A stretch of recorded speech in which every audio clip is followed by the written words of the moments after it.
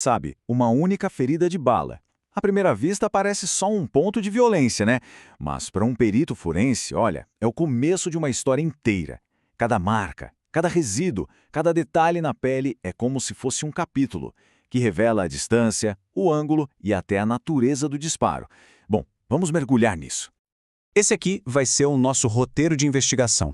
A gente vai começar entendendo a anatomia da ferida, depois vamos seguir o caminho da bala e usar as pistas que ela deixa para trás para descobrir a distância do tiro. E por fim, vamos juntar todas as peças para entender como a ciência ajuda a classificar o que realmente aconteceu. Tudo começa com uma estrutura, né? Toda análise de uma lesão por arma de fogo se divide em 3 partes fundamentais, e são elas que juntas contam a história completa do evento. Primeiro, a gente tem a ferida de entrada, que é, de longe, a parte mais rica em informações. Depois, seguimos o trajeto do projétil dentro do corpo, que, olha, nem sempre é uma linha reta, viu? E por fim, se o projétil atravessou tudo, a gente analisa o orifício de saída. Juntos, esses 3 pilares permitem reconstruir a cena. Ok, é na ferida de entrada que a investigação se aprofunda de verdade. Ela tem pistas que são constantes, que estão sempre lá, e pistas que são variáveis, que dependem diretamente da distância do tiro. E são justamente esses detalhes que fazem toda a diferença. O primeiro sinal constante é a chamada orla de contusão. Pensa numa escoriação bem pequena, quase um arranhãozinho circular, que é causado pelo impacto e pela rotação do projétil bem no momento em que ele atinge a pele. O detalhe crucial aqui é que a forma dessa orla revela o ângulo do tiro. A segunda pista constante é o halo de enxugo. O nome é bem literal, sabe? O projétil, ao entrar na pele, ele se enxuga nas bordas da ferida, deixando para trás um anel escuro de resíduos da arma, como graxa e pólvora.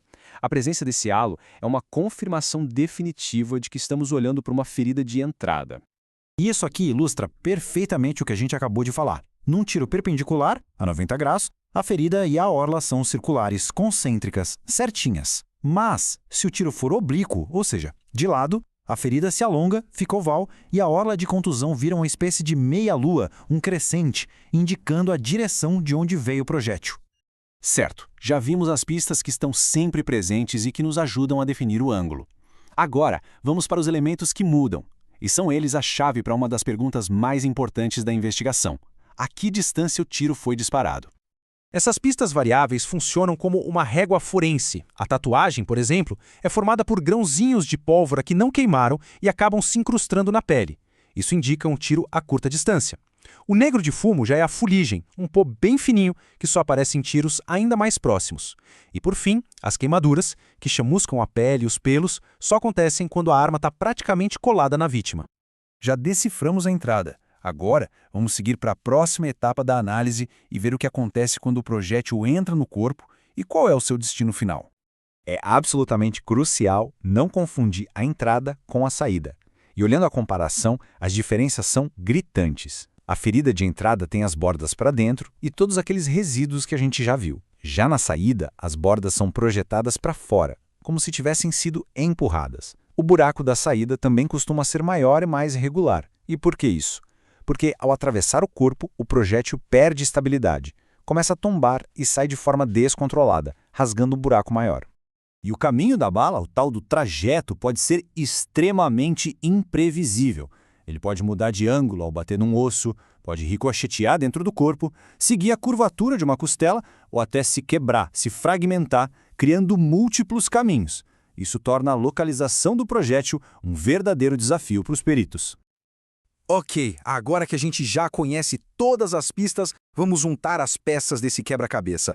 É a combinação das pistas variáveis que permite aos peritos classificar a distância do disparo com uma precisão científica impressionante.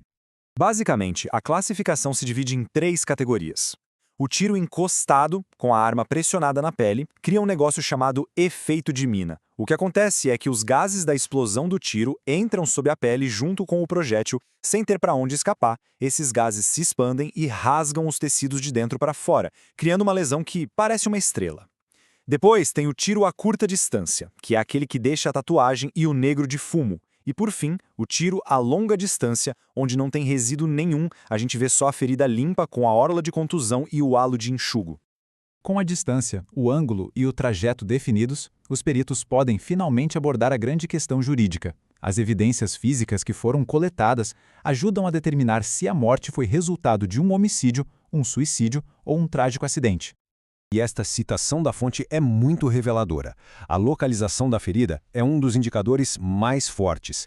Estatisticamente, em casos de suicídio, as pessoas tendem a escolher áreas bem específicas, conhecidas como pontos de eleição, como a têmpora ou a região do coração. Então, o ponto crucial é este. O quadro geral é o que importa. Homicídios, por exemplo, frequentemente envolvem múltiplos disparos em locais como costas e tórax.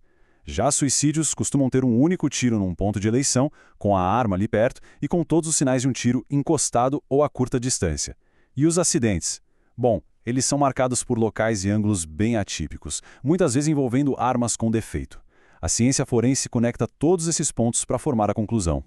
A análise de uma ferida de bala é uma demonstração incrível do poder da observação e da dedução científica. Ela pode contar uma história super detalhada de um evento violento. Mas isso tudo nos deixa com uma pergunta final para refletir. Será que essa ciência, por mais precisa que seja, é infalível? Ou ela é, na verdade, a peça mais crítica, mas ainda assim apenas uma peça, nesse complexo quebra-cabeça da justiça?